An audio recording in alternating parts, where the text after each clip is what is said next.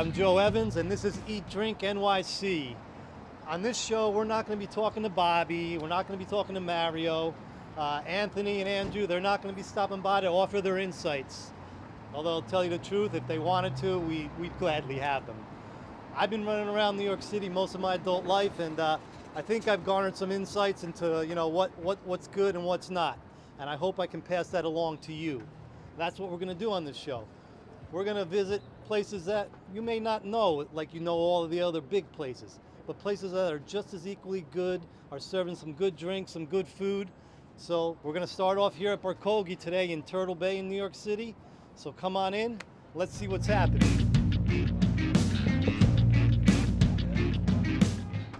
So today we're talking with owner Danny Louie, someone I've known for, 5-6 years now, since you first opened, right? That's right, Joe. So, tell me a little bit about the place. Well, the Barkogi project started about 6 years ago. Mm-hmm. Barkogi is a Korean fusion restaurant that focuses on all natural, freshly made to order foods, foods that I grew up with. And so, when you first opened, you were more like of a Korean fried chicken, but you've expanded a lot from that point on. So how did that happen? We've had a long journey. We started with a very small menu, a very limited menu, and we really focused on Korean fried chicken and beer. Since then, we started playing with food. We started doing Korean-inspired burgers, and more recently, we actually won a top 20 burger competition in New York for Taiwan New York Magazine. But we take a play on food. We take Korean-inspired flavors and we put it in conventional foods. And I know you do some special events. Tell me a little about those. Aside from our normal menu, we also do specialty items for our friends and our regular customers. So one of the unique things we do is we do a dry aged porterhouse steak, and we've done that quite a number of times. We source that from Patlafrida. We do like the whole sizzling plate. We heat the plate up. We cook it at extremely high temperatures. Do a nice boil on it. We serve that with special sides for our customers. On the holiday seasons, we'll do things like deep fried dirty bird turkeys. We'll do different things on the holidays, but primarily for our loyal customers and our regulars and our friends. Sure. I know I've been invited. I haven't been able to make it because I'm at my family's a lot. I always invite you, Joe. You do, but yeah. Well, one of these days, I'll sneak away from my family and I'll make it here. That'd be great. Great. So what do we have here? So here we have the kimchi waffle fries. What we do here is we have an Idaho potato, cotton waffle disc. We have premium sauteed tteokbokki Napa kimchi. We have Japanese Kewpie mayo. That's the kimchi? That is the kimchi. Mm-hmm. That's the cabbage kimchi.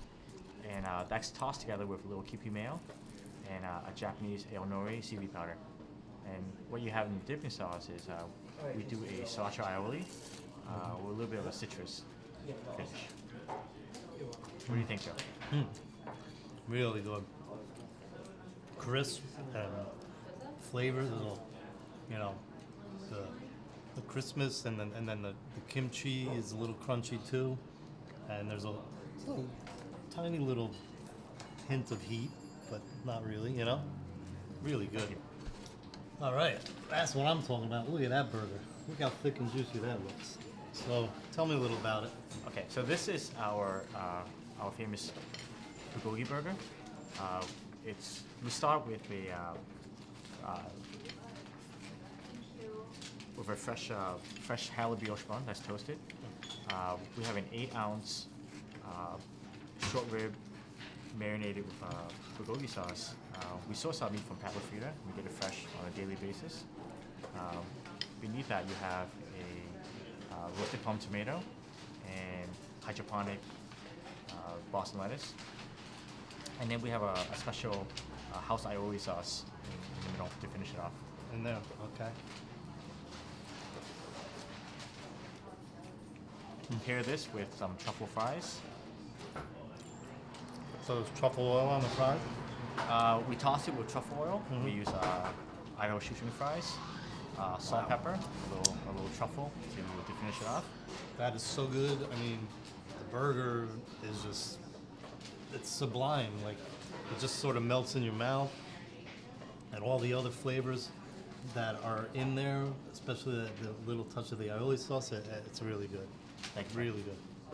That's some fried chicken there.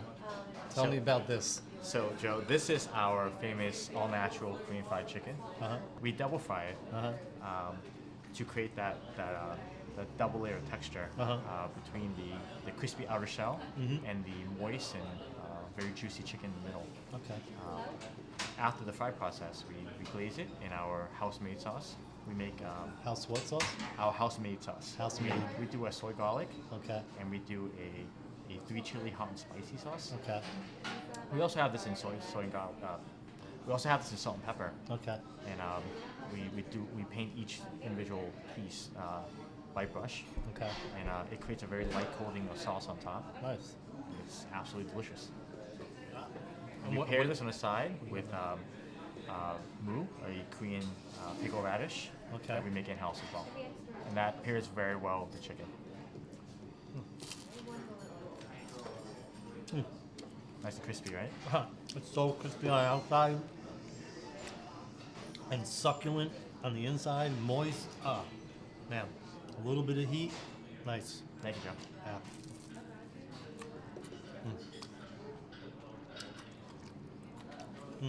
Goes really well with the mu. And it should be it's a very clean taste.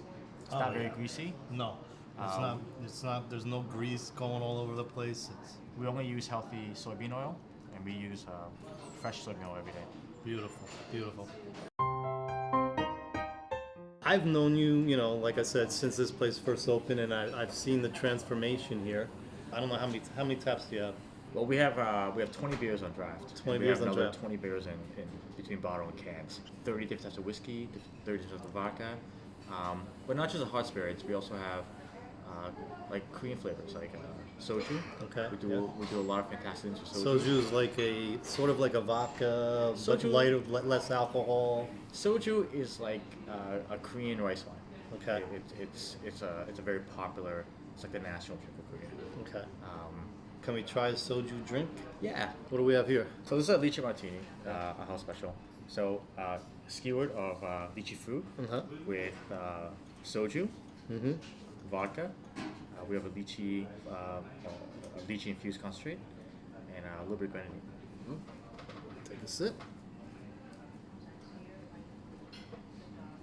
What do you think? That's nice. I mean, because the sweetness hits you first, but then it's not too sweet. There's a little touch of something bitter in there. Maybe. That could be that's the And it flattens out the sweetness really nice. So, it's not overpowering with sweetness. It's really, really, really nice. I like that. Something I want to ask everybody at the end of our interview is, if there was anywhere else in the city that you could be tonight outside of here, where might that be? Well, Joe, being a chef in New York City, I mean, Yeah. I think one of the ways that we elevate our food is to get ideas. I mean, create a new reference point for different type of meals, different type of creativity that we try. And as you know, your friends me on Facebook. And, there's one particular restaurant that's near and dear to me. That's the Boil The Boil. in Lower East Side. You mentioned the Boil on Facebook at least once a week. I love the Boil, and I go there. I go there weekly. Yeah. They take the same approach to food, natural, all Natural, natural, fresh. cooked on demand. It is all the tenets of what I look for in food. I leave there. I mean, I always overeat, so I kind of leave there with a little bit of sometimes a little bit of a guilty feeling for eating so much. But the food there is fantastic, and they follow the same tenets that we do here. They cook great food. Yep. They take simple ingredients. Yep. And they make it fresh. Beautiful. Thanks a lot, man. That was Joe. awesome. Thank you. Always a pleasure.